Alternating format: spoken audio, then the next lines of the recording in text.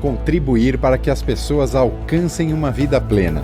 Esse é o nosso propósito, e é por ele que os nossos mais de 2.500 colaboradores se dedicam diariamente. Libs, porque se trata da vida.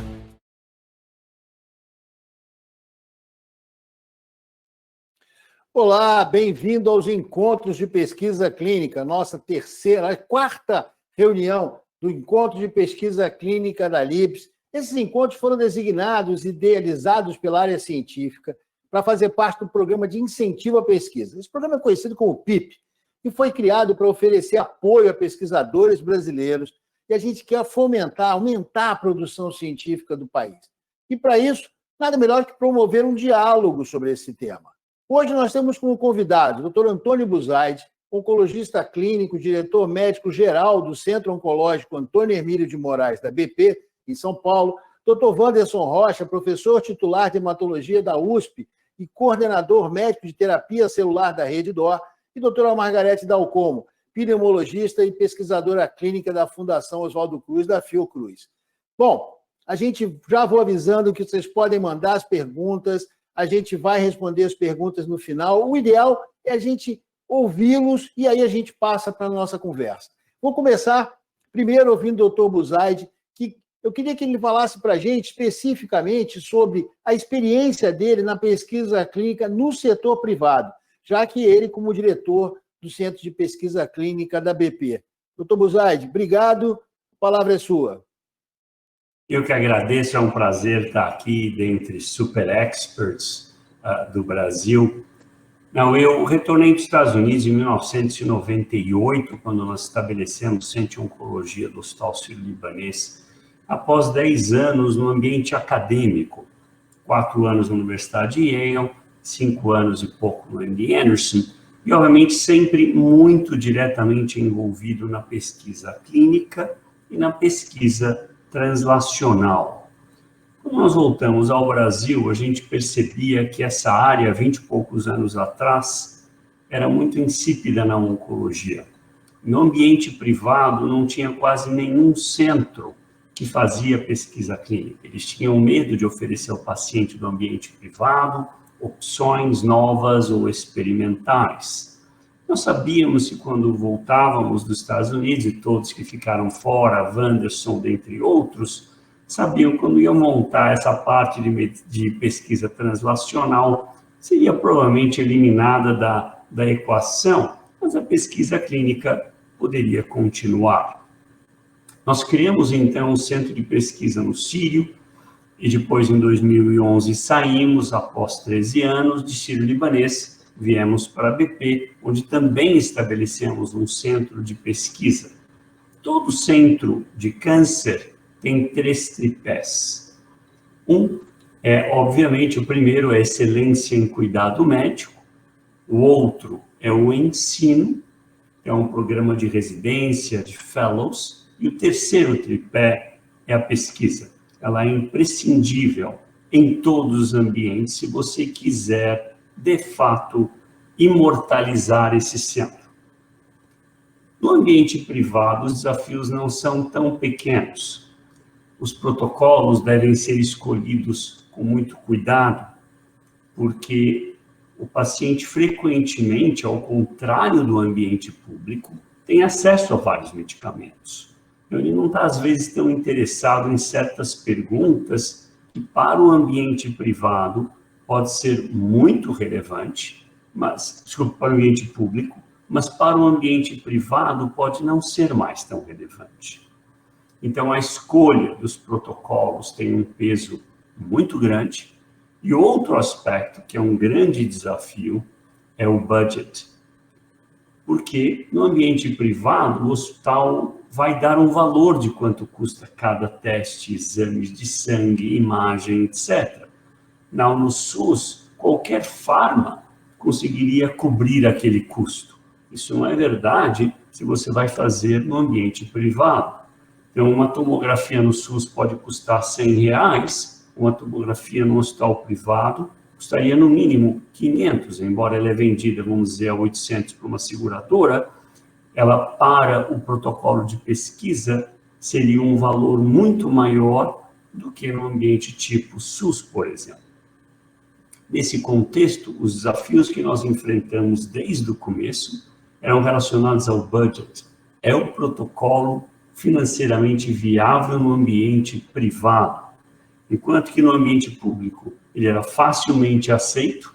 Quando ele chegava no ambiente privado, e nós fomos, a meu ver, um dos pioneiros há 22 anos atrás em criar esse tipo de cenário, foi necessário fortes negociações com o Pharma, até que eles entenderam, vocês querem protocolos no ambiente privado, que quem vai de fato usar os medicamentos novos. Você pode até fazer um estudo no ambiente público, mas quem vai prescrever essa medicação vai ser um médico do ambiente privado, então ele deve estar familiarizado com a medicação.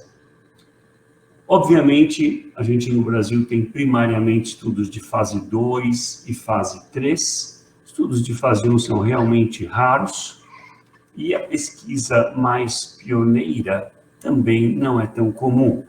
Para quem trabalhou no MD Anderson, na Universidade de Yale, onde eles vinham atrás da gente para testar as coisas mais novas, mais inovadoras possível, quando a gente chega no Brasil era aquele choque profundo, onde via basicamente um estudo de fase 3 com uma droga bem conhecida versus uma droga relativamente nova, mas que já tinha passado por extensos estudos de fase 2. Então, uma situação bem diferente do que a gente estava acostumado.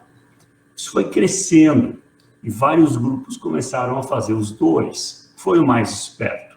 Eu tenho protocolos que podem se encaixar bem no ambiente privado e tenho protocolos que seriam fantásticos no ambiente público, porque eu vou dar acesso a medicamentos que o ambiente público nunca teria no braço controle, além da oferta da droga nova ou investigacional ou combinação de medicamentos, seja o que for, mas o braço, entre aspas, o braço experimental. Então, um dos grupos mais bem-sucedidos no Brasil nessa área foi o Carlos Barros, que também ficou fora, nós até rapidamente nos conhecemos quando eu fui entrevistado na Washington University, em St. Louis, e aí mantivemos contato desde então. Hoje fazemos vários projetos juntos. Então, eu acho que o ambiente privado, ainda no Brasil, tem alguns desafios, mas agora a Pharma já se adaptou, já viu a importância das negociações para que certos protocolos sejam desenvolvidos no ambiente privado. Quem tem a ganhar com tudo isso? Todos, na realidade. O cenário tem que ser win-win para que ele seja sustentável. Então, a instituição tem que ganhar. Isto é, ela fala, olha, o custo de um atomo, ou PET, ou alguma imagem, é tanto, ela pode ter a sua margem para garantir a sustentabilidade, mas não uma margem absurda. Tem que ser uma margem que permita a sustentabilidade do projeto. O paciente, em última instância, vai ser exposto a medicamentos novos, medicamentos importantes. Nós mesmos curamos muita gente com melanoma. Em 2008, nós participamos do primeiro estudo de ipilimumab. Eu tenho vários pacientes que nunca mais tiveram recorrência de doença e foram tratados há 10 anos, mais de 10 anos, com melanoma metastático, porque nós participamos dos estudos iniciais do ipilimumab. Então, acho que essa é a grande mensagem. Existe um desafio ainda, é uma oportunidade importante e ela deve ser win-win de forma a se manter sustentável. Aberto a perguntas depois no tempo apropriado. Obrigado, professor Buzaide. Eu queria ouvir agora o Dr. Wanderson, porque ele vive numa situação peculiar, acredito eu. Porque isso que o professor Buzaide contou, de criar um centro de pesquisa numa instituição privada, é um esforço realmente, eu reputo hercúleo desde o início. Para quem eu já comentei nas outras lives, eu recebi uma missão em 2004 de criar um centro de pesquisa clínica no hospital privado no Rio de Janeiro. Eu não tive a menor ideia do que era aquilo. Eu tive que estudar muito para entender todo esse mecanismo, como é que faz, como é que tinha que montar, e montar a comissão interna, o CEP, e construir tudo isso. E era muito difícil para os colegas também, principalmente no setor privado, não estão acostumados a fazer pesquisa. Então, a gente tinha que convencer o colega que estava querendo fazer um trabalho, enfim, tudo isso que ele passou, imagino o que ele não deve ter sofrido, imagino mais no tamanho da instituição que ele tem. Eu fazia isso no hospital de 150 leitos, ele faz no hospital de 1.000. Então, tudo é mais pesado para mexer, né? Tudo é mais difícil de movimentar. Mas, Wanderson, eu queria ouvir a sua impressão, justamente por essa fronteira que você está cruzando, ou cruza todos os dias, talvez, que você contasse a tua experiência nas duas interfaces, de estar lidando no serviço público e na iniciativa privada dentro do Instituto D'Or.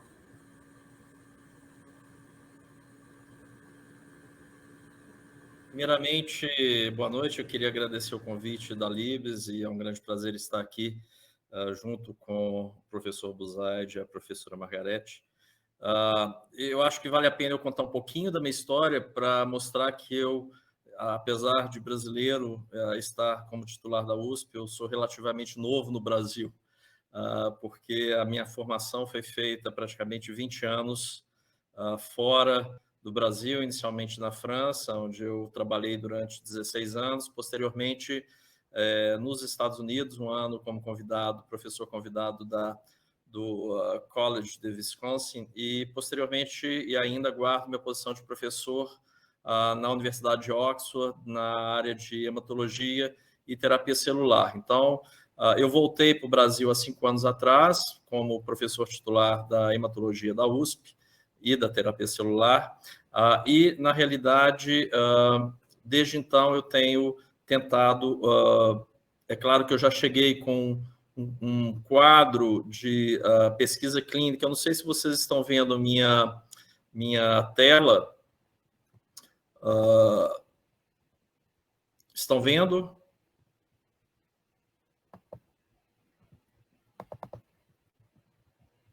Não, ela está muito pequenininha. Pois bem. Agora está melhor? Não, para mim não. Para mim está bem. Sim. Agora sim, Wanderson. Tá certo.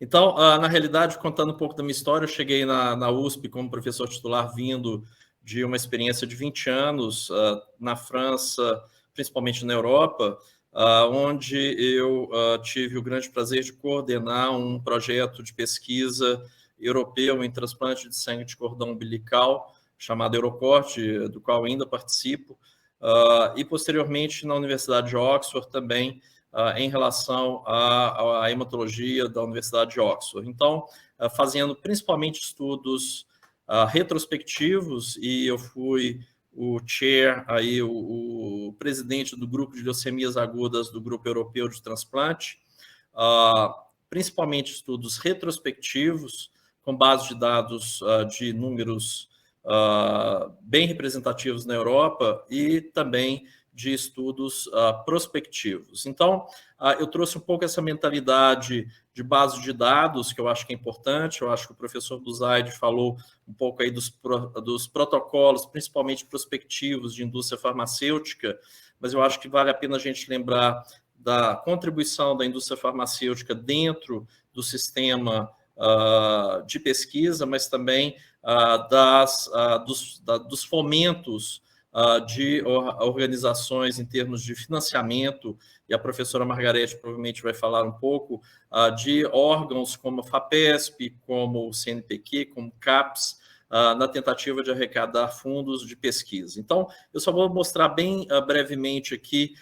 Eu cheguei já no serviço de hematologia com uma estrutura de pesquisa clínica, principalmente de a indústria farmacêutica, com apoio da indústria farmacêutica, mas eu tentei mudar um pouco isso. É claro que é muito bem recebido todas as pesquisas da indústria farmacêutica, já que no Hospital das Clínicas da USP, nós, na realidade, o valor cobrado pelos serviços da pesquisa, na realidade, são valores da saúde suplementar.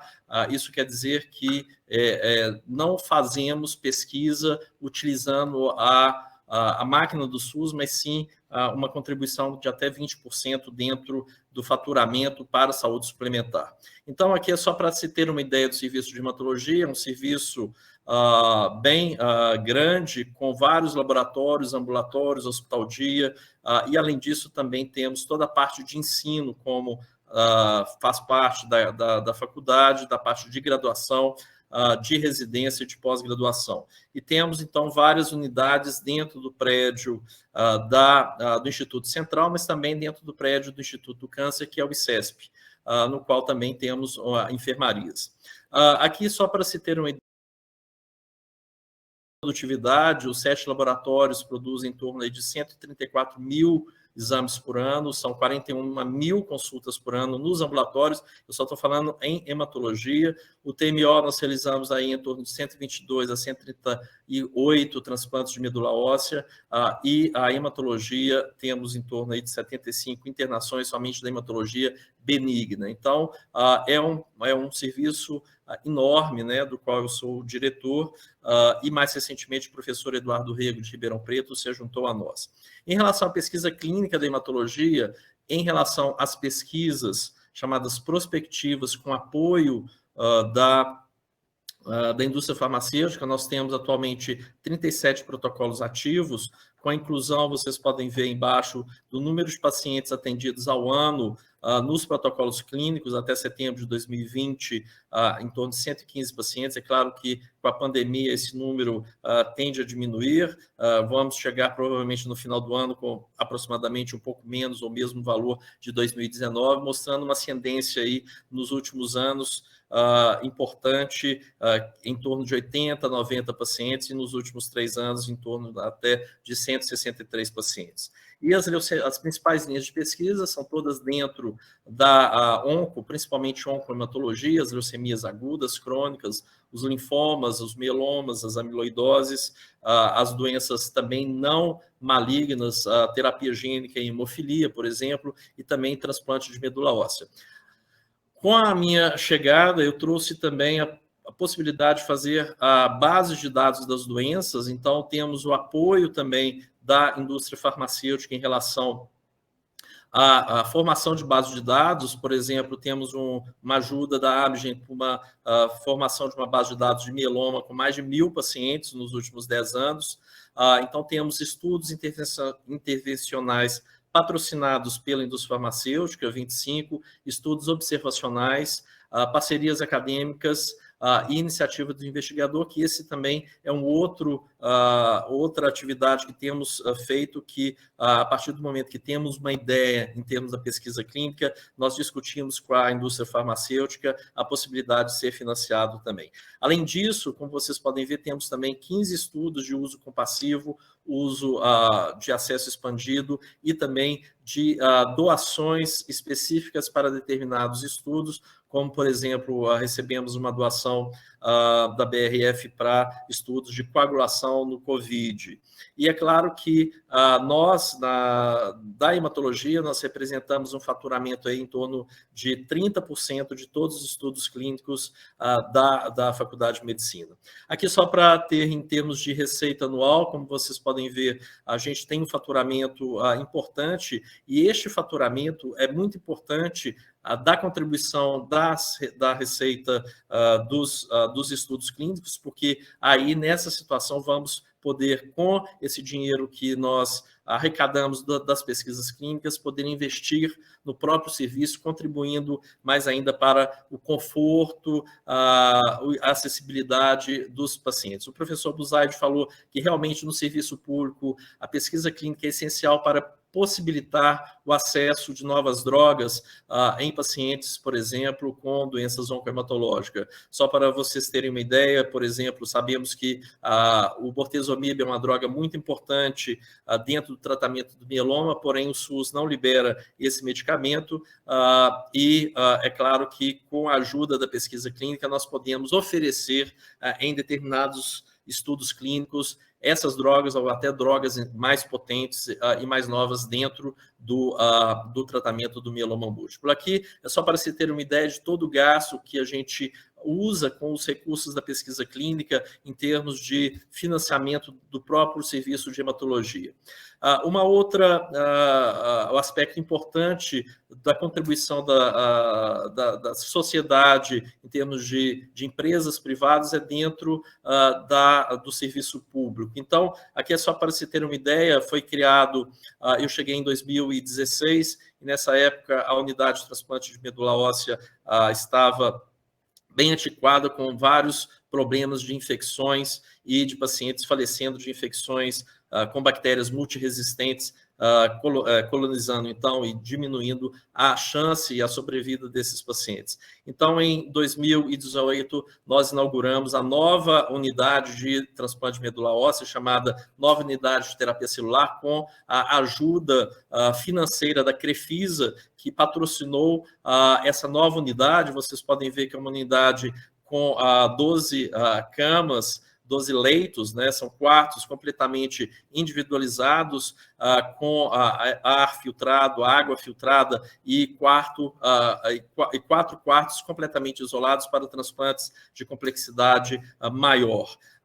Vocês podem ver isso, é o que a gente oferece para os pacientes do SUS, através dessa contribuição da parte privada, né, de um banco que resolveu nos financiar para construir essa unidade. E o que é muito importante é que, com a instalação de automação para controle das doenças infecciosas, então, por exemplo, para o staff, ou mesmo familiares entrarem dentro do quarto do paciente, eles são obrigados a lavar as mãos por 1 minuto, e somente após a lavagem da mão é que a porta do quarto se abre para que as pessoas possam, então, entrar e ver os pacientes. Aqui é o sistema de automação, e com isso, né, foi possível diminuir muito a mortalidade e a colonização desses pacientes que possuíam infecções multiresistentes, já são pacientes completamente imunodeprimidos. Aqui é todo o staff,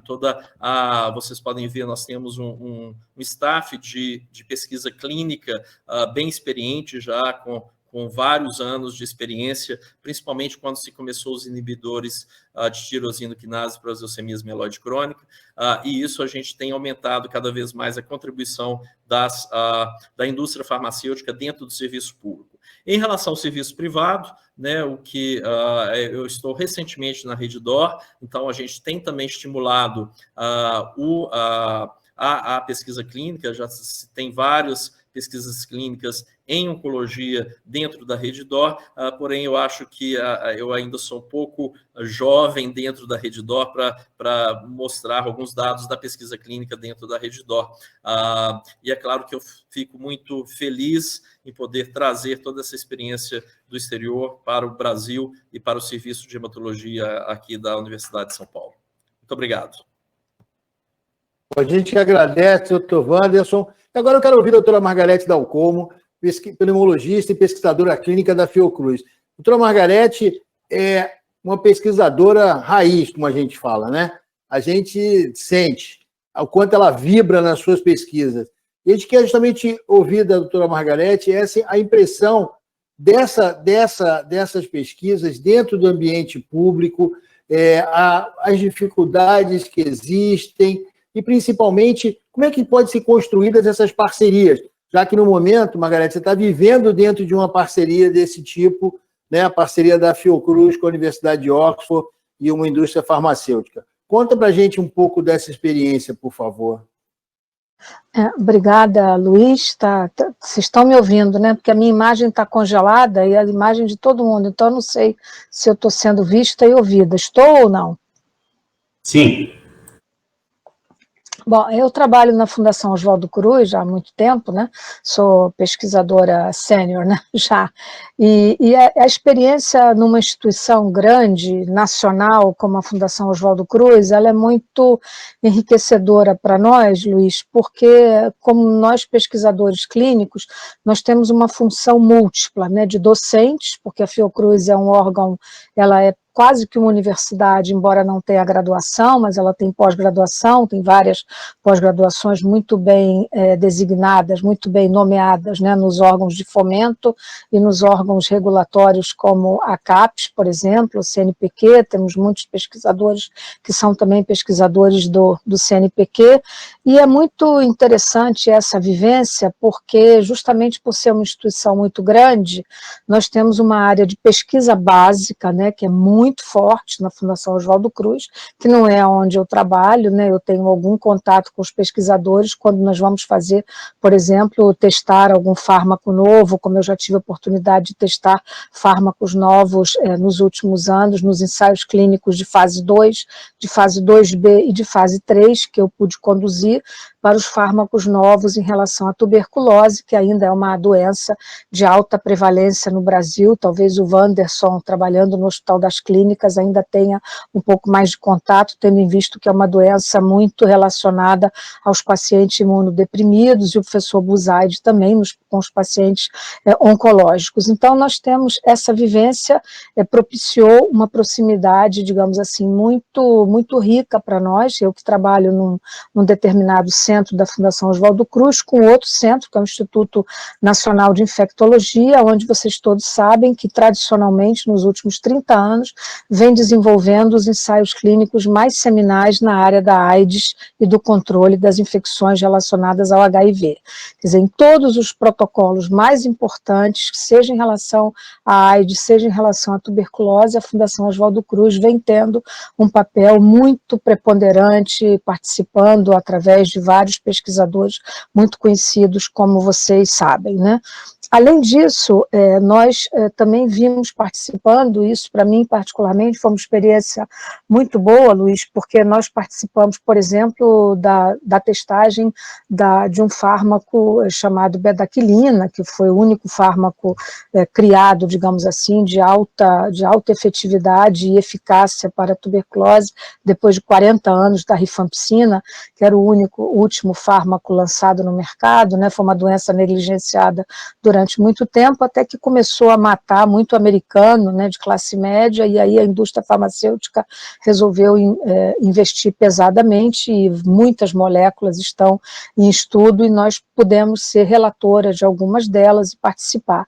E isso nos propiciou uma vivência muito boa de trazer para o Brasil, para a área das doenças infecto-contagiosas, o acesso expandido a esses novos fármacos. Então, nós rapidamente entramos com pedido de acesso expandido à bedaquilina, participamos do primeiro trabalho, que foi publicado em 2014 na New England, e depois no acesso expandido com os 45 brasileiros que nós tratamos no nosso serviço. Já publicamos esse trabalho também no final de 2018. Então, essa vivência entre a pesquisa clínica ligada também à indústria e patrocinadores de indústria, né? Nós temos muita liberdade para fazermos estudo desde que tenha passado pelos controles regulatórios. Eu acho que a Fiocruz tem uma vivência, até pelos assentos que nós temos ocupados com nossos representantes hoje no sistema CEP-CONEP, sobretudo junto à CONEP, né, sem dúvida. Eu acho que o Brasil ganhou, né, e sem dúvida nenhuma os colegas aqui presentes sabem disso. Nós alcançamos um grau de respeitabilidade com o sistema CEP-CONEP que operamos no Brasil muito grande, né? Quer dizer, o Brasil deixou de ser visto, né? Eu me lembro que até uns 15 anos atrás nós éramos vistos como aquele ordeal, né? Fazer pesquisa com o Brasil era um ordalho, porque ninguém aprovava, levava um ano para ser aprovado. Hoje o sistema tem uma agilidade que nos permite hoje ter digamos assim, uma ação ou uma posição bastante competitiva, Luiz Fernando, com protocolos internacionais. Então, nós temos participado, a Fiocruz recentemente, para aqueles que não sabem e que estejam nos ouvindo, foi o órgão que coordenou o estudo Solidariedade para a Covid-19, então foi o órgão que coordenou nos 12 outros sites brasileiros. Nós terminamos o estudo Solidariedade. Por conta dessa pandemia, nós tivemos financiamento, inclusive recebendo contribuição da rede privada. Então, a Fiocruz é um órgão que, por trabalhar, quer dizer, com parceria, estabelecer parcerias público-privadas, né, permite, né, que nós tenhamos, digamos assim, um acesso maior e não viver engessado apenas com orçamento próprio. Então a Fiocruz trabalha e opera com a Fiotec, que é o banco da Fiocruz, que administra todos os nossos recursos, sejam recursos internos, sejam recursos vindos do exterior para financiamento de projetos de pesquisa. Então, obedecemos a um sistema de prestação de conta extremamente rigorosos e isso funciona, essa máquina enorme, ela funciona, sem dúvida nenhuma, propiciando com que todo pesquisador dentro dessa instituição, que é nacional, né, e agora eu vou exemplificar com o último estudo, que foi o que você citou, que é o estudo da vacina BCG, que nós estamos começando nesse momento, ligados a vários órgãos internacionais, é um estudo financiado pela Fundação Bill Melinda Gates, coordenado pela Murdoch Institute de Melbourne, na Austrália, é um estudo desenvolvido na Inglaterra, na Espanha, na Holanda, na Austrália e no Brasil. Então nós temos esses acordos com outros, digamos assim, com financiadores de fora, o que é perfeitamente factível de ser visto, é muito agregador. Além disso, nós temos atividades, essas atividades junto à pesquisa clínica, elas nos aproximam muito da área de pesquisa básica também na Fiocruz, Luiz, porque, como vocês sabem, a Fiocruz tem uma enorme capacidade de produção de insumos, de vacinas, então nós temos essa vivência, digamos assim, muito próxima aos pesquisadores de área básica, ela é muito enriquecedora para nós. Então, por exemplo, para dar-lhes um exemplo prático agora, para montar esse estudo de vacina, eu precisava de uma estrutura de laboratório básico, né, para processar os testes, não só os testes imunológicos, como todos os testes genéticos que serão feitos nas amostras de voluntários para o estudo da vacina BCG, e nós podemos fazer isso tudo com os laboratórios da própria Fiocruz, sem precisar recorrer a outros laboratórios fora da nossa instituição, tendo em vista que nós temos o Laboratório Nacional, reconhecido internacionalmente, de virologia, que todos conhecem, da professora Marilda Siqueira, bem como os laboratórios de processamentos imunológicos que nós vamos usar.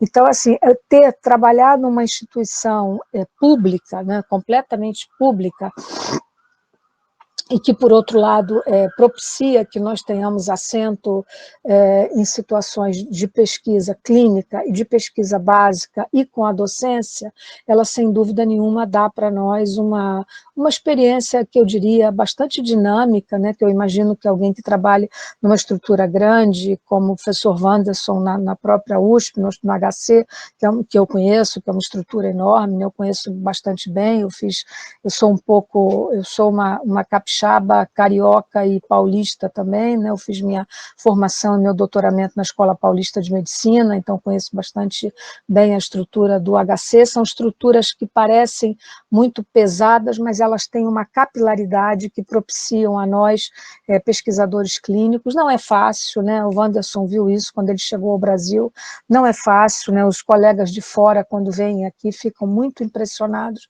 como nós trabalhamos, muito mais do que eles, porque nós não temos a infraestrutura que eles têm para trabalhar, nós fazemos tudo, né? Ontem, por exemplo, para dar um exemplo muito prático, né? Fui eu mesmo comprar os tablets que nossos telefonistas vão precisar trabalhar, porque se eu fosse esperar, eu ia atrasar em uma semana, se eu fosse esperar ser comprado pelos mecanismos internos. Então, assim, são coisas que nós, pesquisadores, muitas vezes precisamos nos valer da nossa própria criatividade, mas eu acho que isso é bom, sabe, Luiz? Isso dá uma maturidade e eu acho que hoje eu sinto que com essa epidemia ficou muito claro a enorme capacidade que o Brasil tem de participar de colaborações nacionais e internacionais, e hoje não há dúvida de que há um reconhecimento para aqueles que ficamos, para aqueles que não foram embora. Nós sabemos o quanto nós tivemos de evasão de cérebros preciosos que o Brasil perdeu nos últimos anos por falta de condições, mas os que ficamos, sem dúvida nenhuma, passamos a ter uma capacidade de reconhecimento muito grande.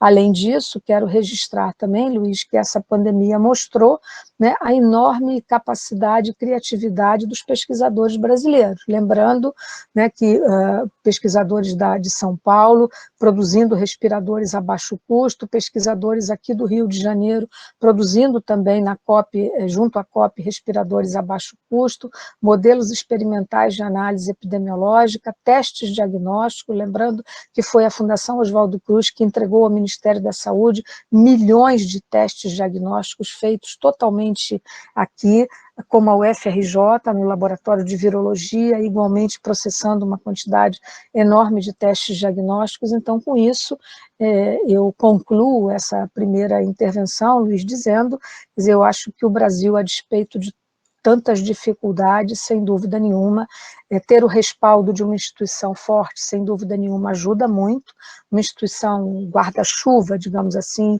e muito acolhedora para quem produz. É claro que a Fiocruz, nós todos temos que prestar conta, ter um rendimento, ter um determinado número de publicações, tudo isso é exigido e pedido a nós, mas isso faz parte de uma instituição que tem também um corte, digamos assim, acadêmico muito forte. Então, o compromisso público, né, sendo uma instituição completamente pública, porém que permite acordos de parceria público-privado e que tem uma exigência acadêmica, sem dúvida, propicia a um órgão como a Fundação Oswaldo Cruz uma enorme capacidade de produção. Então, esses eram os meus comentários iniciais, Luiz, e estou à disposição para continuar a discussão. Muito obrigada. Nós te agradecemos, doutora Margarete, e vamos às rodadas de perguntas, né? Vou misturar aqui, eu vou juntar as perguntas, porque chegam muitas, mas a primeira pergunta que chegou, Margarete já deu a dica. Alguém perguntou por que é tão difícil termos estudos de fase 1, né? O que a gente vê acho que a descrição da estrutura da Fiocruz, que a doutora Margarete fez para a gente, ótima mostra pergunta. onde está o que a gente precisa ter. Eu queria ouvir, tanto do Wanderson quanto do professor Buzaide, que tiveram essa experiência de viver dentro de instituições no exterior, em que essas pesquisas aconteciam, vamos dizer assim, na sala do lado, né? E não era uma coisa... Você teria que procurar um laboratório de excelência, como a Fiocruz, ou a UFRJ. Eu queria até aproveitar, eu acho que é importante uma coisa, uma lembrança que a Margarete fez, o registro do esforço de São Paulo de ter conseguido descrever o genoma do vírus que estava circulando no país de maneira extremamente rápida. Muito bem lembrado, Luiz. Muito mais rápido do que a gente viu em outros países do mundo que, teoricamente, mais desenvolvidos que o nosso. Mas eu queria ouvir de vocês dois, Wanderson e Buzaide, essa vivência, né? Você ter um pesquisador de fase 1 ali, morando do seu lado. A doutora Margarete tem esse privilégio na Fiocruz, mas como é que a gente multiplica isso no Brasil, gente? Eu posso responder um pouco no que concerne ao ambiente privado. Eu nunca fui exposto no Brasil ao ambiente público. Quando o Dr. Hauktait me chamou para montar um centro de oncologia em um hospital privado, isso era uma coisa realmente que não existia ainda. Ele foi o primeiro centro oncológico em hospital privado. Foi desafio, porque ninguém sabia nem como vai ser a parceria, como vai ser a relação financeira do médico. Como é que eu vou trazer um médico bom para trabalhar aqui, que ele poderia fazer um consultório na frente do sírio-libanês, um andar inteiro, roubar todos os doentes do hospital, gerar uma receita fantástica? Como é que a gente faz um lugar ser win-win? E esse foi o grande desafio. Nós tivemos, obviamente, sorte, porque fomos muito bem amparados. Foi o começo de tudo. Em 1997 foi criado o Business Plan. Em 1998 ele foi implementado. Eu voltei do MN especificamente com essa missão que o Hauktait tinha designado. Frederico Costa tinha acabado o fellowship no Memorial. Eu era diretor médico do Centro de Melanoma e Câncer de Pele naquele tempo no MN, já era um professor associado, e tinha, obviamente, uma certa experiência administrativa. Mesmo assim, foi tudo criado do zero. E o grande desafio não era criar, era fazer uma maneira que ele fosse sustentável, win-win. O hospital queria ganhar, o médico queria ganhar, mas tinha que ser win-win. Isso foi criado do zero e depois, obviamente, replicado em outros hospitais. Mas a nossa ideia original era trazer pesquisa, inclusive fase 1.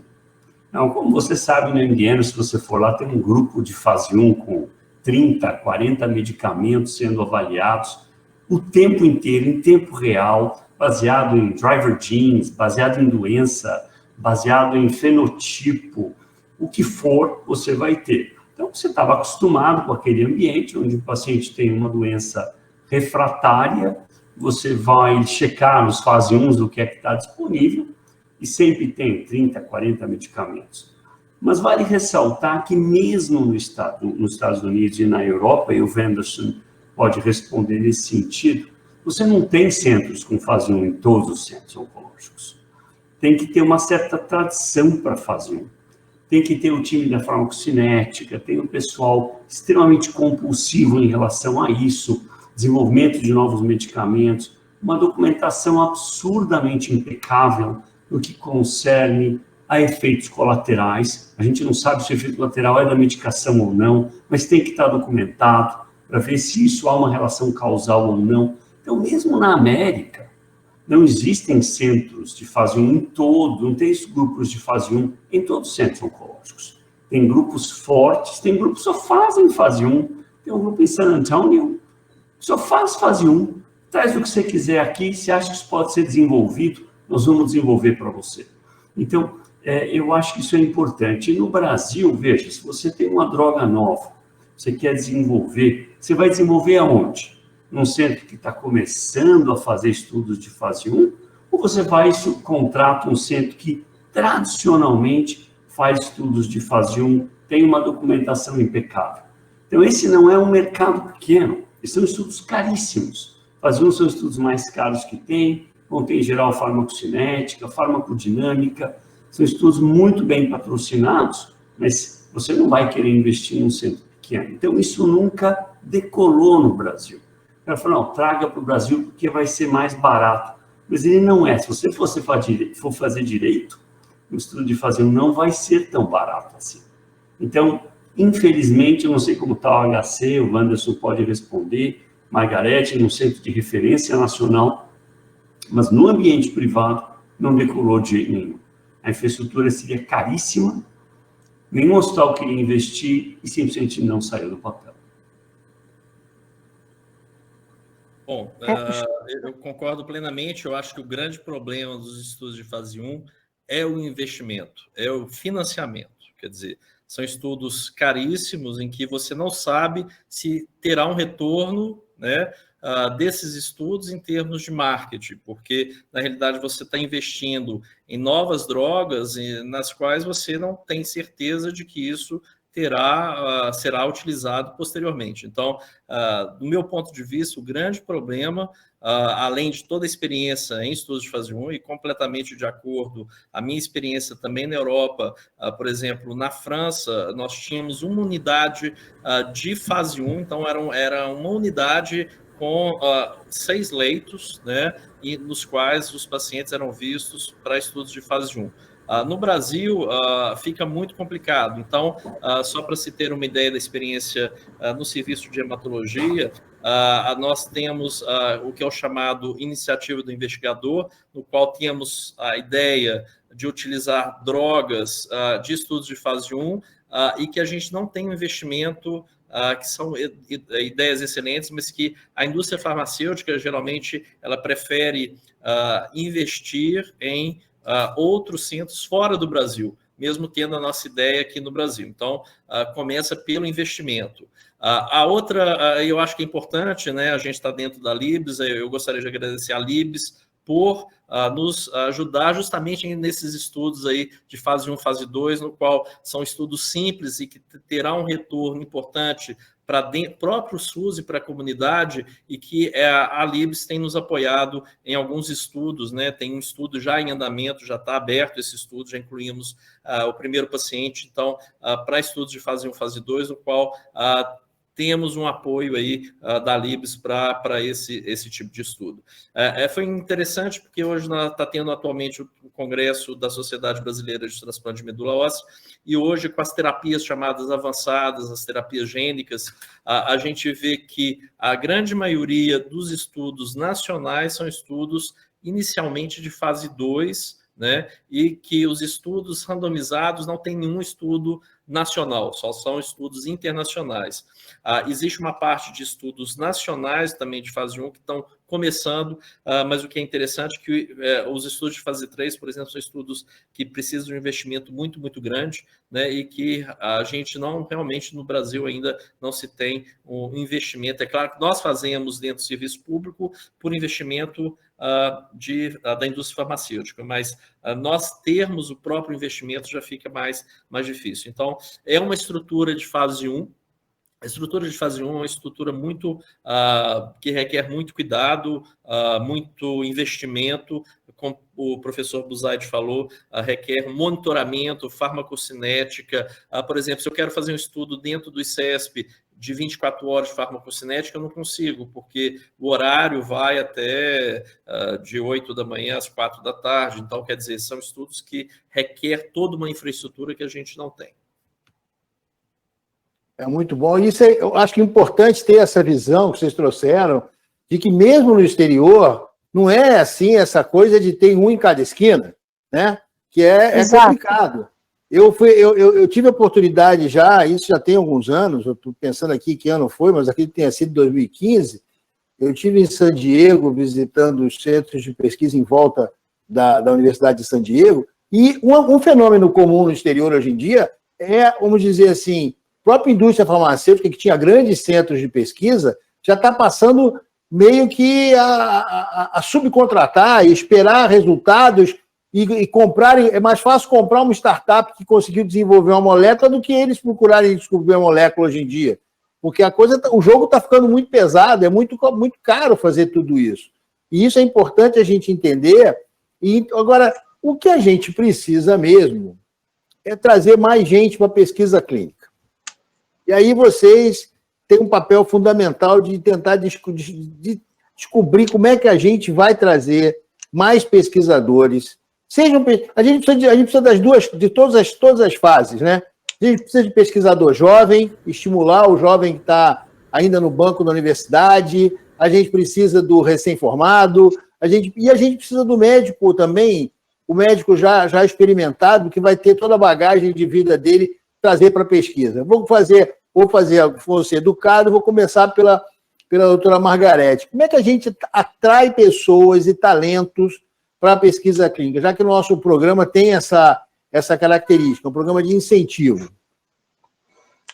Olha, Luiz, antes de responder, eu queria ainda fazer um rápido comentário sobre essa questão de referência para estudos de fase 1, né? Nós temos realmente muita dificuldade com isso, né? Porque é muito caro, né? Então, assim, na nossa área, por exemplo, a gente só tem um centro que faz, por exemplo, estudos de EBA, né? De Early Bactericidal Action, né? Então, assim, você ter um centro que faz isso, né? Para poder você testar algum remédio, algum medicamento, um fármaco novo, é uma coisa muito penosa, mas o investimento para montar e ter uma credibilidade internacionalmente reconhecida é muito difícil, né? Então, aqui, por exemplo, nós temos um na Fiocruz, um outro na Universidade Federal do Espírito Santo, na nossa área, né? E depois eu não conheço.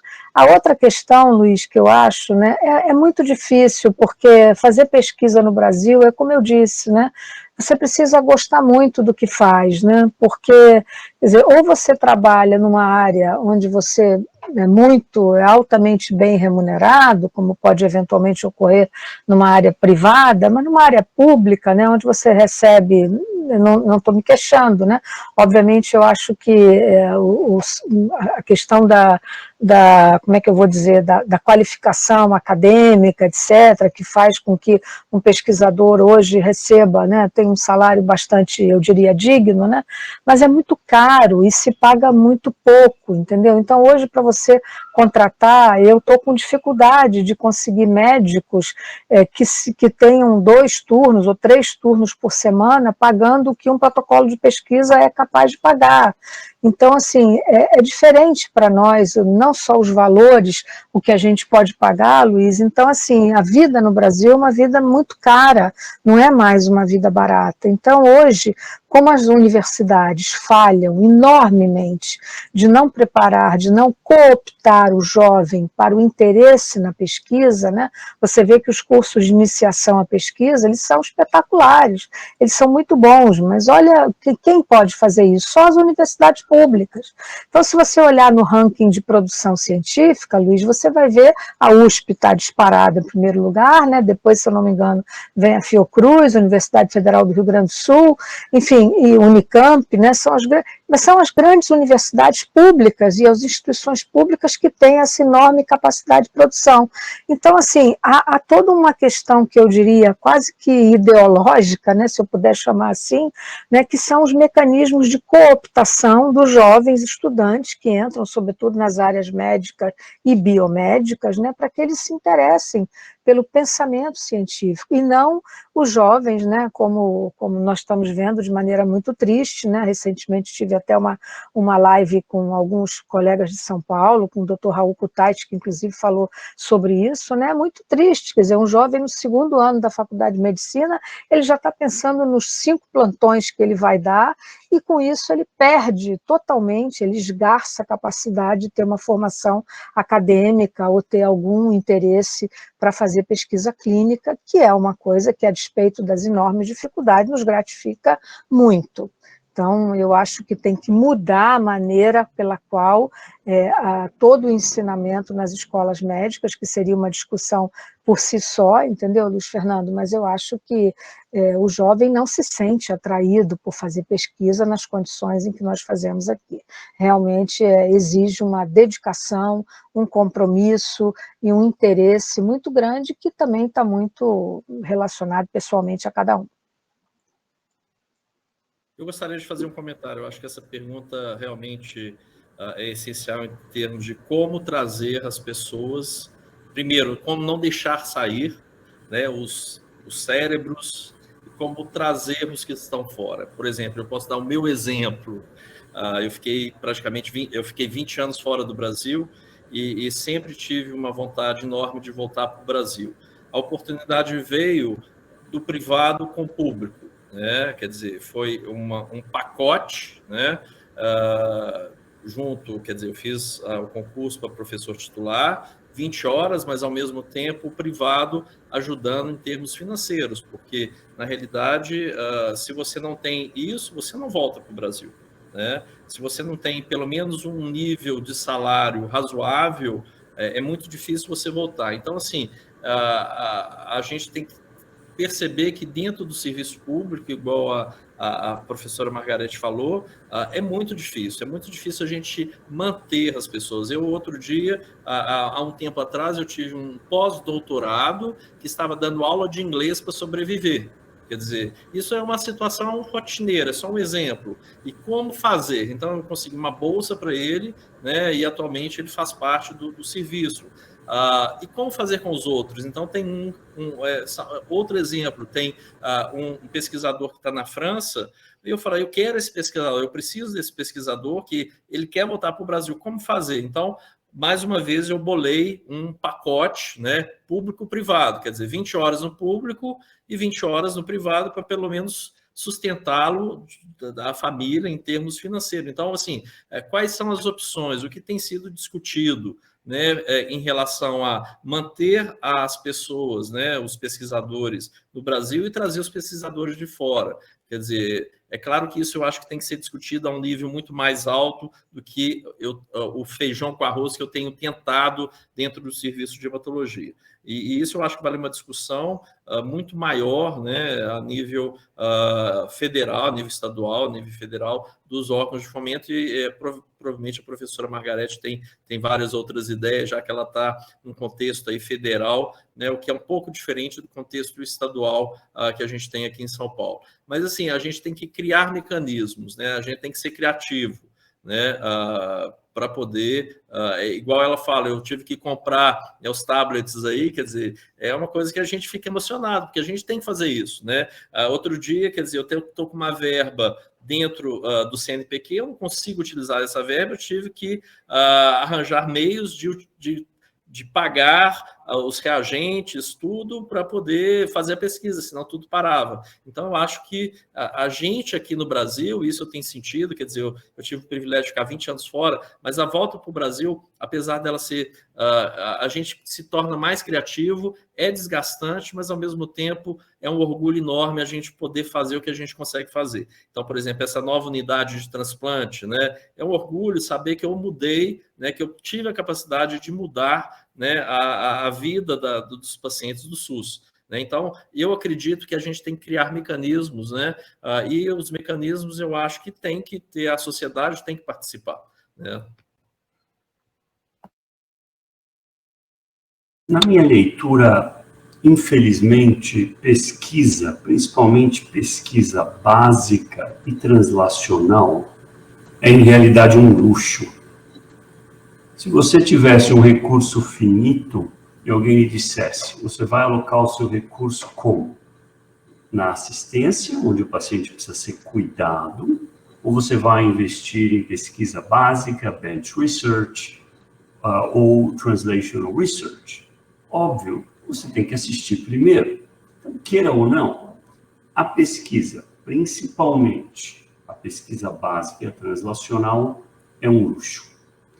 Quando eu voltei, há 22 anos atrás, eu sabia disso. Eu tinha um grant de 1,5 milhões de dólares do NIH para estudar tratamento de melanoma. E eu era o Project Coordinator, eram 3 R01s, como nós chamamos. E só tinham 2 nos Estados Unidos. Então, eu era PI de um deles. E porque eu tinha a meio metro da minha sala um laboratório inteiro dedicado a reparo de DNA. Eu tinha um outro a 100 metros de mim, especializado em citocinas. Isso é um luxo. Isso daí é um absurdo luxo. A nível de Brasil, isso não deve ser investido nesse nível, infelizmente. Nós temos valores fantásticos, né? Eu não tenho dúvida, nós temos cientistas incríveis aqui, pessoas criativas, inteligentíssimas. O problema é onde arrumar o funding para isso. Quem vai arrumar o funding? Quem vai pagar o pesquisador fantástico que o Wanderson quer trazer? O cara fala, como assim? O senhor vai me dar R$3.000 por mês? Todos esses R$3.000 por mês que a USP paga, nós vamos lhe dar integral os R$3.000 por mês. E com uma bicicleta o senhor consegue vir, o gasto de gasolina é muito pequeno. Quer dizer, gás não é viável. Ou você faz parceria público-privada, não é viável. Se o Wanderson fosse viver do salário da USP, ele estava perdido. Eu já tinha perdido uns 20 quilos nos primeiros 3 meses de Brasil. Onde eu quero chegar é que não é viável. Então, o que eles fazem, o que o Wanderson faz, o Manete faz, eu acho fantástico, porque vem uma criatividade e um drive interno, que a pessoa fala, eu quero construir alguma coisa. Aí eu consegui fazer muita coisa nova no ambiente privado, que não existia, mas o ambiente privado tem muito mais recurso que o público. Então, o que a Margarete faz e o que o Wanderson faz, só aí já tem prêmio Nobel de alguma coisa. Preciso ver qual é o termo usar, porque da criatividade, da dedicação, da determinação, quase soco em ponta de faca. Então, não há dúvida que nós temos que fazer escolhas. O Wanderson é um pesquisador internacional, Margarete também, mas estão em nichos. O que eles conseguem fazer é absurdamente fantástico e admirável. Mas não podemos esquecer que, infelizmente, a assistência deve vir antes da pesquisa básica e translacional. A pesquisa clínica, ela consegue ser sustentável. O Anderson mesmo mostrou lá. Nós temos aqui 23 protocolos ativos na BP, que é um número bastante razoável para o ambiente privado, que gera também recurso e é sustentável. Ele paga as contas, ele consegue ser mantido, eu consigo recrutar mais data managers, mais secretárias para implementar, pagamos bem os médicos que colocam pacientes em protocolos, fomentamos o programa de pesquisa no ambiente privado, que é um desafio, Eu imagino o que ele faz na USP para conseguir reter valores. Não é fácil, Não é fácil. Eu acho que essa é uma mensagem importante que nós não podemos esquecer.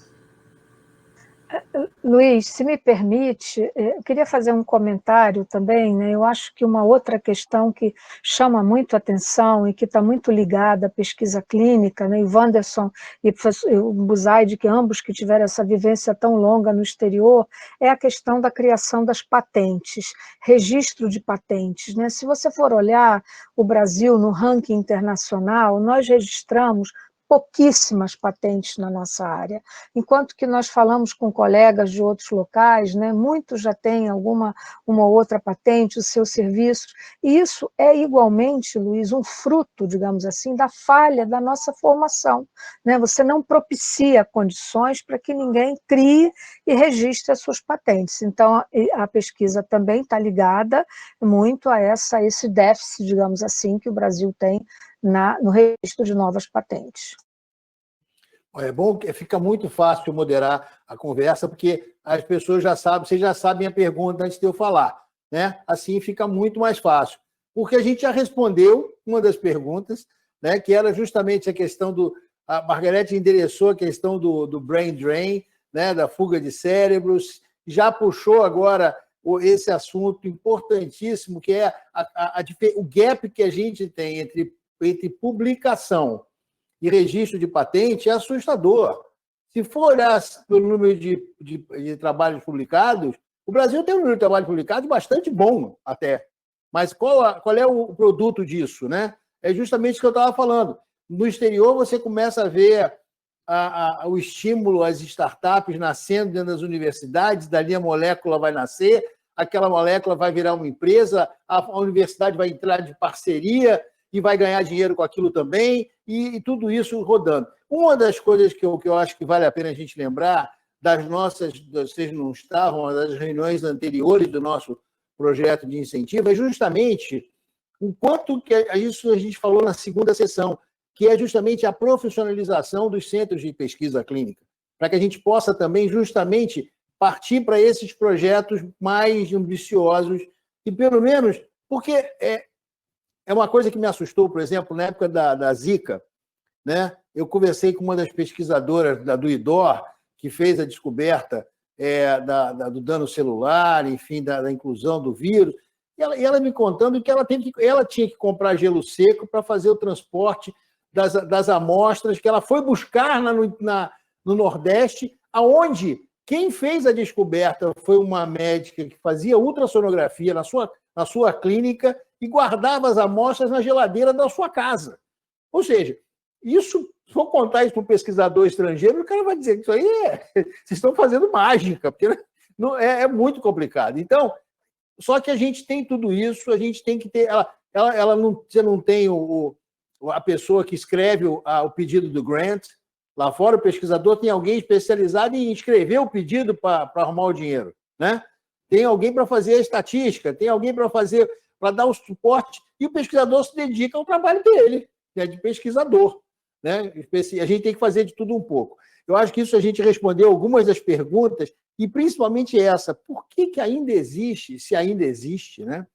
Essa sensação, porque essa falta de patente, ela não vem pura e simplesmente não é da falta de pesquisa.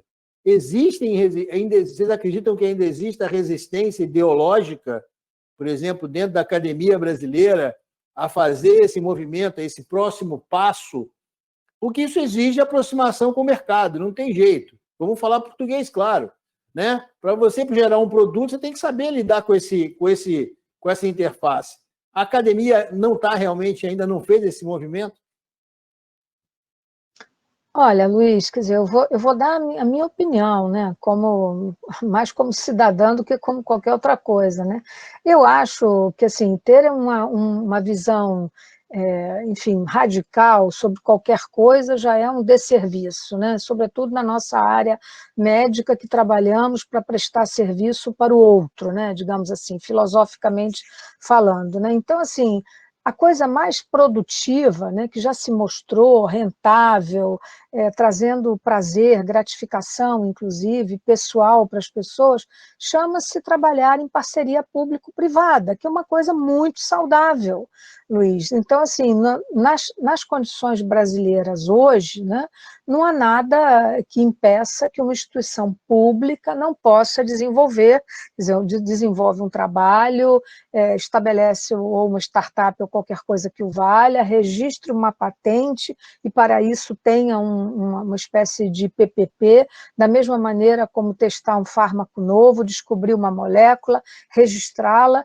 Então, eu acho que essa visão dicotômica, né, entre o público e o privado, no que tange a produção de conhecimento na nossa área, eu acho que ela é míope e equívoca. Eu acho que a parceria público-privada ela é muito interessante e ela deve ser saudavelmente estimulada.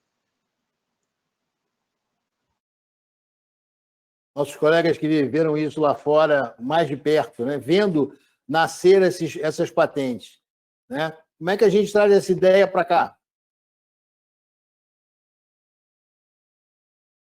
Meu ponto de vista, quer dizer, é investimento, né? Quer dizer, lá fora existe todo principalmente na Europa, que é um pouco diferente aí, eu acho que o professor Buzaid pode dar uma ideia nos Estados Unidos, que é diferente, mas existe todo o sistema europeu, principalmente aí na França e na Inglaterra, por ser um sistema público, ele tem muita ligação com a parte privada da indústria farmacêutica, pela tradição, né?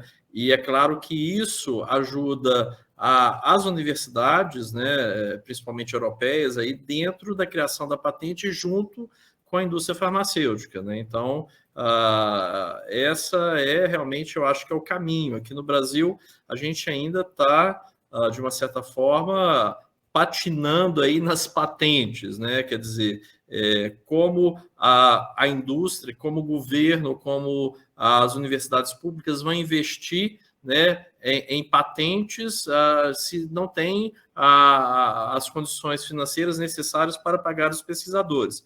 Então, eu acho que, nesse momento, a criação hoje, por exemplo, eu estava vendo que o número das startups tem aumentado e eu acho que isso vai ser muito interessante no Brasil, essa ligação e a própria formação dentro das universidades da startup, né, e essa ligação com essas novas formas aí de trazer investimentos para a pesquisa. Então, por exemplo, dentro do HC, nós criamos aí, o professor Giovanni Cherry criou o Inova HC, que é uma forma de trazer a parte privada para dentro da pública na criação de patente. Então, só um exemplo, nós temos um projeto na hematologia sobre telemedicina, no qual nós temos um investimento da Cisco, da Deloitte, para criar um modelo de telemedicina no público, utilizando-se do investimento de indústrias. Né? Então, eu acho que este é o caminho, quer dizer, eu não consigo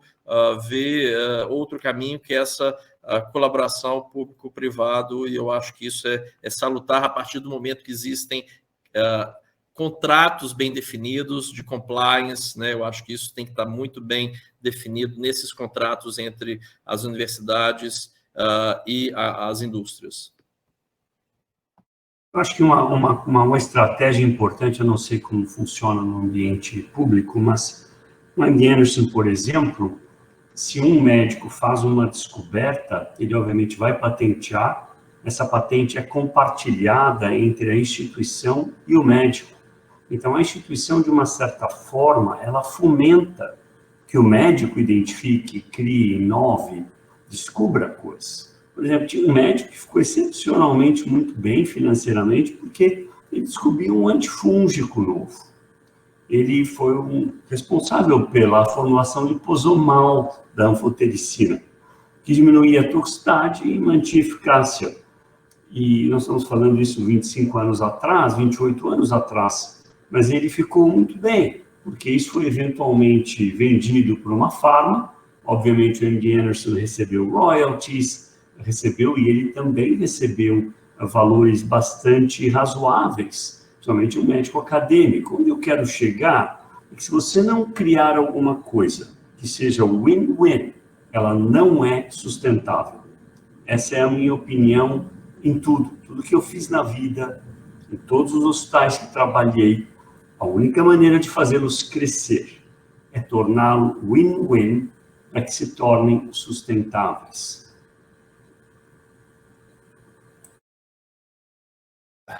Bom, gente, agora a gente tem eu acho que tem uma pergunta aqui que eu até imagino qual vai ser a resposta de vocês, mas eu tenho que fazer que eu acho que é importante.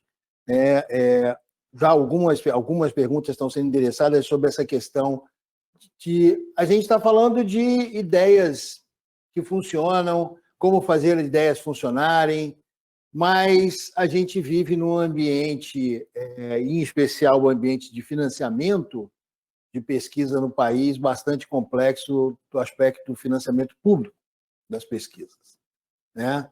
É lógico que a gente está vendo, uma das soluções são as parcerias, né? Isso ficou muito claro, eu acho que isso é que todo mundo, eu pessoalmente acredito, para deixar claro isso, não tenho conflito de interesse algum em dizer isso, mas eu acho que a gente tem que endereçar um grande problema, que é como a gente consegue motivar a nossa sociedade a apoiar e mudar, de alguma forma, essa questão. Ou seja, o financiamento da pesquisa no mundo, o Anderson já citou, a doutora Margarete tem essa experiência, mas no mundo inteiro, até mesmo nos Estados Unidos, né, o grande pagador da conta é o governo, né?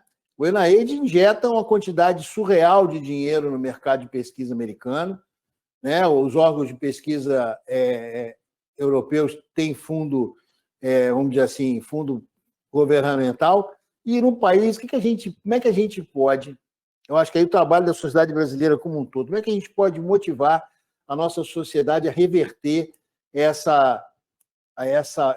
infelizmente, essa maré contra que a gente tem visto de financiamento de pesquisa? É uma pergunta complexa, eu acho que é uma pergunta que a gente tem que encarar, né? Não tem jeito. Eu acho a pergunta ótima, Luiz. Acho que gostaria, inclusive, de ouvir os colegas aqui presentes, né? Mas eu acho que a gente tem essas estruturas, que são as fundações de amparo à pesquisa, né? Olha o exemplo que a FAPESP representa. A FAPESP é uma coisa espetacular, quer dizer, eu me lembro, até é engraçada essa história, quando eu fui fazer o meu doutoramento, na primeira reunião que eu participei na Escola Paulista, na Unifesp, e que foi apresentada, era no começo de ano, fevereiro, e eu me lembro que eu voltei para o Rio assim, até um pouco humilhada, né? Porque a FAPESP tinha aquele volume enorme, né? Aquela arrecadação compulsória feita pelo Estado, numa iniciativa absolutamente espetacular. E a FAPERJ, naquela ocasião, era muito pequena, era muito modesta. Agora a FAPERJ melhorou muito, naturalmente, teve gestões muito boas, enfim, muito qualificadas, acadêmica e administrativamente. Mas olha o que as fundações de amparo fizeram melhorar, né? Eu me lembro que há uns 4 ou 5 anos atrás eu fui avaliar uns projetos na FAPEAM, que era a Fundação de Amparo à Pesquisa da Amazônia, e havia já, a FAPEAM estava produzindo, tinha investimento, então eu acho que um modelo, né, esse modelo de arrecadação compulsória destinada à pesquisa e aprimoramento do conhecimento, eu acho que através das fundações de amparo, eu acho uma iniciativa, sem dúvida nenhuma, super salutar, Luiz, e que tem que ser estimulada, né? E a outra comentário que eu queria fazer também muito pontual, Luiz Fernando, né, é o que aconteceu nessa pandemia que nós estamos vivendo, né? Quer dizer, eu até chamei isso no artigo que escrevi, uma aproximação compulsória, né, da comunidade acadêmica junto à sociedade civil brasileira, né? Nós nunca tivemos tão próximos das pessoas, né? Hoje as pessoas encontram com a gente, ela nos reconhece, porque a gente está falando, está explicando, tentando explicar as dificuldades desse momento tão difícil pelo qual nós estamos passando. Mas a nossa cultura, a nossa sociedade, tão concentracionista, nunca participou tão pesadamente. E eu me lembro que em março, o Luiz se lembra disso, né, quando eu falei pela primeira vez assim, público, eu disse, olha, tem uma coisa que eu quero conclamar, a iniciativa privada. Se a iniciativa privada não mostrar que veio, nessa pandemia, não adianta jogar tudo nas costas do governo, está errado isso. Nós temos que criar uma cultura da participação, da doação, como tem nos Estados Unidos.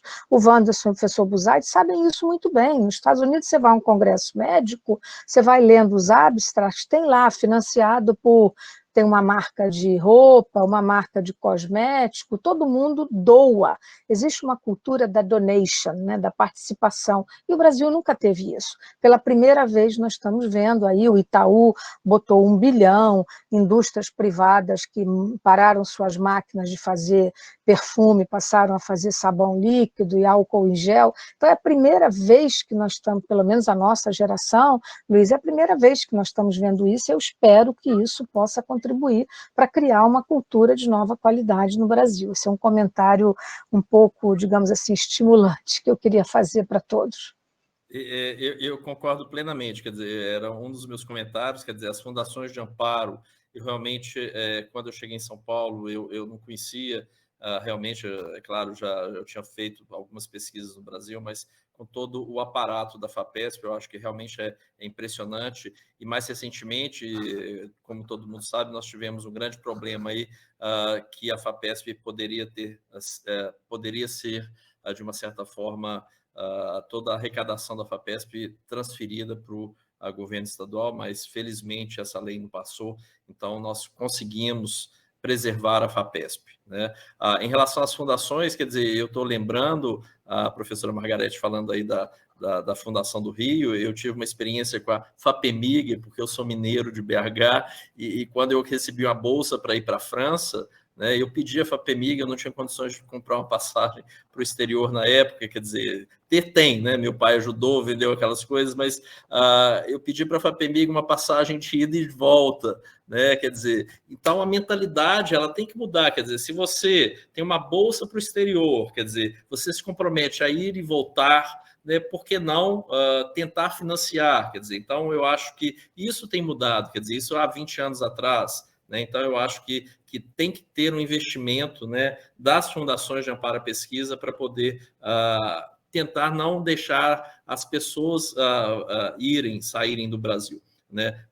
Ou saírem e voltarem, né? E agora, assim, realmente, o que a senhora falou em relação ao que está acontecendo com a Covid, né, que é o ponto muito positivo, essa aproximação da comunidade em geral em relação às pesquisas. O que é uma pesquisa clínica? Outro dia eu estava tentando explicar para um amigo o que é um placebo, porque eu estou no trial aí da Covid, e eu fiquei sabendo, eu não sei se eu recebi a vacina, não sei se eu recebi o placebo, mas o que é placebo? Então, existe uma curiosidade atualmente da comunidade em geral para saber as vacinas, para saber se tem medicamentos, o que é um clinical trial, o que é um estudo randomizado, como você pode, discussões em WhatsApp, de meta-análises com estudos randomizados que não tiveram nenhuma positividade, que de repente numa meta-análise vira positivo, quer dizer, qual o valor que você dá disso, a crítica que você tem em relação, eu acho que isso, mesmo dentro da comunidade científica, dentro da própria medicina, né, aumentando a crítica em relação a todos esses estudos. E também a necessidade de ter um investimento, né, da parte privada, né, por exemplo, as doações que a gente tem tido também no Hospital das Clínicas para a pesquisa é uma coisa que nunca se viu, eu acho, no Brasil, né, em termos de investimento da parte privada, né, das empresas privadas dentro da pesquisa, né? E eu acho que isso tem sido um ponto muito positivo dentro da pandemia, né? O que representa a pesquisa clínica, né, para a sociedade, né? A importância da pesquisa clínica para a sociedade, né? A importância de se descobrir novos medicamentos, né? Então, eu acho que isso é realmente essencial aí nesse momento que a gente está vivendo.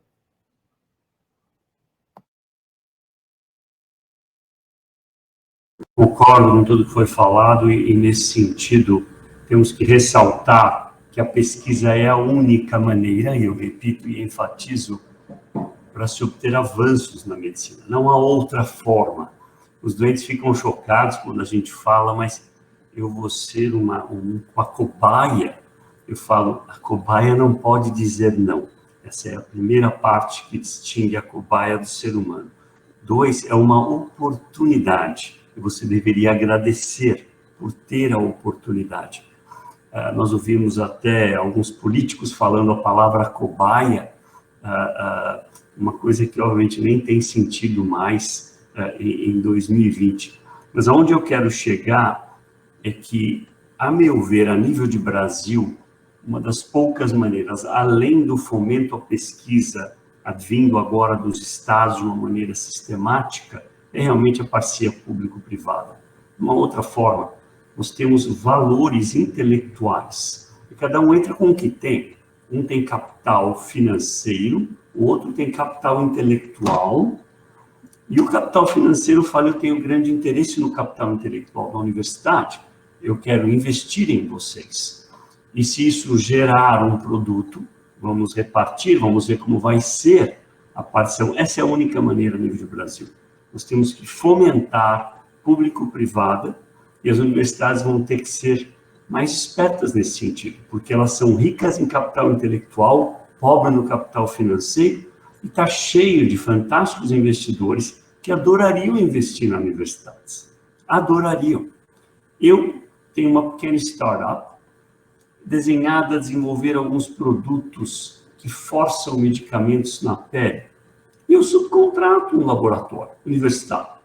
Eu falo, ok, guys, vocês são muito bons no que fazem, não tem capital e eu vou investir.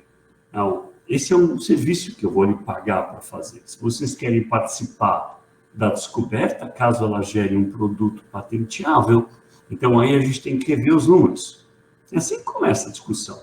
Eu estou fazendo experimentos com uma universidade, fiz depois agora com um grupo privado, eu tenho uma pequena startup, eu tenho ideias que eu quero desenvolver essas ideias. Tem pessoas que têm um capital intelectual fantástico, eu mesmo fui convidado para participar de um grupo, de uma startup, onde eu vou entrar com um certo valor e o outro valor é meu capital intelectual, de desenvolver produtos, desenvolver estratégias. E a universidade é lotada de capital intelectual. Os centros, tem vários centros públicos fantásticos. Isso, a meu ver, é que nós temos que fomentar. Bom, estamos chegando no final da nossa conversa, a discussão foi incrível. Eu quero só fazer uma colaboração um pouquinho além nesse aspecto de doações que a doutora Margarete falou. A gente já tem algumas iniciativas no Brasil, né? O Buzaide, por exemplo, conhece uma delas, que nasceu, inclusive, do LACOG, que é o Grupo Latino-Americano de Câncer, que lá o Dr. Barros fundou. O Projeto Cura é um projeto que levanta verba para a pesquisa clínica no Brasil, buscando justamente na sociedade civil doações para isso. E, recentemente, eu fui convidado e faço parte de uma ONG aqui nos Estados Unidos, sediada em Washington, que chama Dimension Science. Essa ONG foi criada por uma cientista brasileira da Pharma, que enfim, trabalha nos Estados Unidos, fez a vida nos Estados Unidos, e que se dedica hoje em dia a financiar pesquisadores brasileiros no Brasil, ou mesmo para ir aos Estados Unidos ou não. Por exemplo, nós demos bolsas de financiamento para pesquisa de diagnóstico da Covid, durante a Covid, para 7 pesquisadores escolhidos. É só um toque. Existem essas iniciativas, eu acho que vale a pena todo mundo participar. Quero agradecer a quem acompanhou a gente até aqui. O programa de incentivo à pesquisa clínica continua, né? Esse nosso projeto é um projeto continuado, ele vai até o ano que vem. Vocês vão ter que me aturar até o ano que vem, não sou o Zagallo, mas vocês vão ter que me aturar até o ano que vem, todo mês, tentando fazer a moderação desses encontros de pesquisa clínica. É uma série de 15 encontros, a realização do projeto de incentivo à pesquisa da Libs, o Meeting Minds também está junto com a gente. Eu queria agradecer a Libs, que patrocinou esse nosso evento, e agradecer a vocês pela participação e a todos que assistiram pela audiência. Até o mês que vem, gente. Até mais. Muito obrigado, um prazer estar com vocês. Obrigado.